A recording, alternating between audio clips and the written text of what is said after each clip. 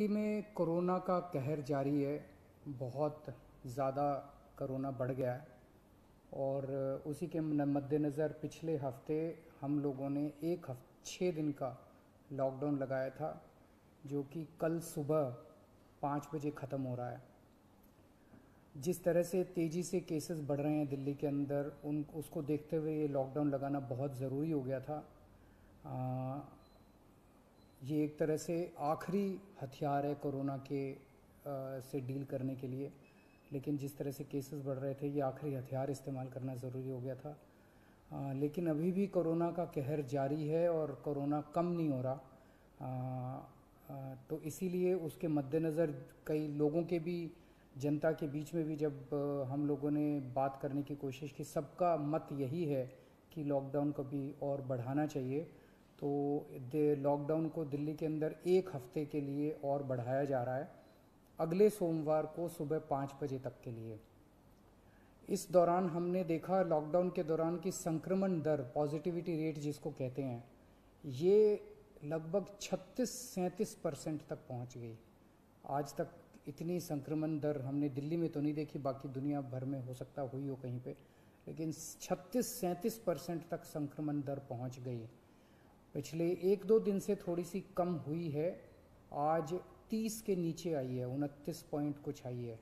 मैं ये नहीं कह रहा कि कोरोना ख़त्म होने की दिशा में जा रहा है, लेकिन ये अभी तथ्य हैं। अभी और कुछ दिन देखना पड़ेगा, हो सकता है बढ़ जाए, हो सकता है कम हो, लेकिन हम भगवान से प्रार्थना करते हैं कि कोरोना से हम लोगों को मुक्ति मिले।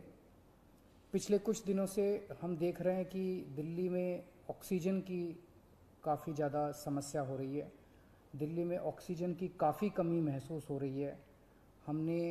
दिल्ली की इस वक्त ज़रूरत 700 टन की है और हमें केंद्र सरकार से 480 टन अलॉट हुई है। कल 10 टन और अलॉट किया केंद्र सरकार ने, 490 टन अब दिल्ली को अलॉट हुई है। लेकिन ये पूरी अलॉटमेंट भी अभी दिल्ली में नहीं आ रही है, इसका भी काफ़ी कम, एक तरह से कल 330-335 तक ही दिल्ली पहुंची है। तो 700 टन की ज़रूरत है इतने कोरोना की महामारी में, उसके मुकाबले में 330-335 ही पहुंच रही है। ये दिल्ली जो ऑक्सीजन की कमी है, दिल्ली के अंदर ऑक्सीजन पहुंच नहीं रही है, जगह जगह से जो ऑक्सीजन आनी है, ये एक बहुत बड़ा कारण है जो ऑक्सीजन की कमी जगह जगह अस्पतालों में महसूस हो रही है। लेकिन हमारे ऑफिसर्स, हमारे सभी मंत्रीगण, हमारे सभी लोग रात रात भर पिछले कुछ दिनों में, जब से ऑक्सीजन की कमी हुई है, एक एक अस्पताल जहाँ जहाँ कमी है वहाँ सप्लायर से, मैन्युफैक्चरर से, ट्रक ड्राइवर से जो लेके आ रहा है उससे फ़ोन कर करके कोशिश कर रहे हैं कि समय पे अस्पताल में पहुँचे।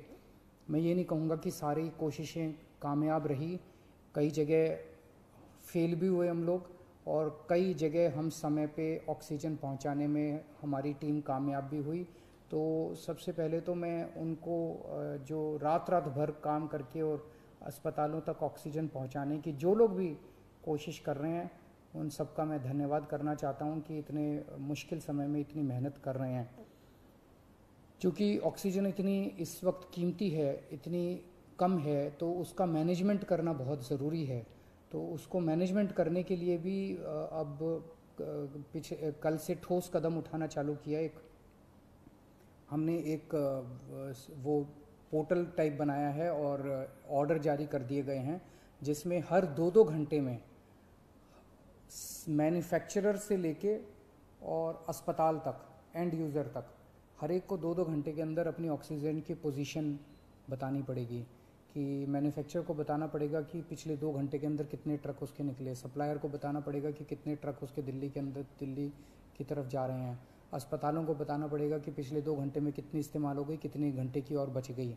ये सारी चीज़ें ताकि दिल्ली सरकार को पता रहे कि कहाँ कमी आने वाली है।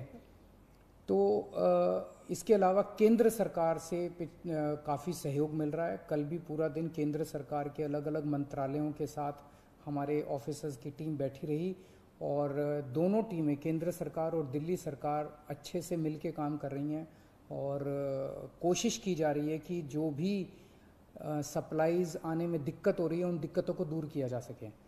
और मैं समझता हूँ कि आने वाले कुछ दिनों के अंदर ये बहुत ज़्यादा अफरा तफरी का जो आलम है ये ठीक हो जाना चाहिए। कल हम पूरी कोशिश कर रहे हैं कि जहाँ से भी, और केंद्र सरकार से तो मदद मिल रही है, और भी जहाँ से भी हम लोगों को ऑक्सीजन मिल सके, ऑक्सीजन के टैंकर मिल सके, पूरे देश से, दुनिया भर से हम पूरी कोशिश कर रहे हैं। कल देश के सभी मुख्यमंत्रियों को मैंने चिट्ठी लिखी है कि अगर आपके यहाँ, आपके राज्य में, गवर्नमेंट में या किसी कंपनी में कोई ऑक्सीजन की पॉसिबिलिटी हो तो हमें ऑक्सीजन मुहैया कराइए, ऑक्सीजन टैंकर मुहैया कराइए। कुछ एक राज्यों के साथ बातचीत भी शुरू हुई है।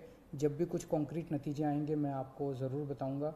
लेकिन बहुत ज़्यादा कठिन परिस्थिति है। इन कठिन परिस्थितियों के अंदर सब मिल के काम कर रहे हैं। मैं उम्मीद करता हूं कि ये जो इतनी बड़ी इमरजेंसी क्रिएट हो गई है, इससे हम लोगों को जल्द छुटकारा मिलेगा। बहुत बहुत शुक्रिया।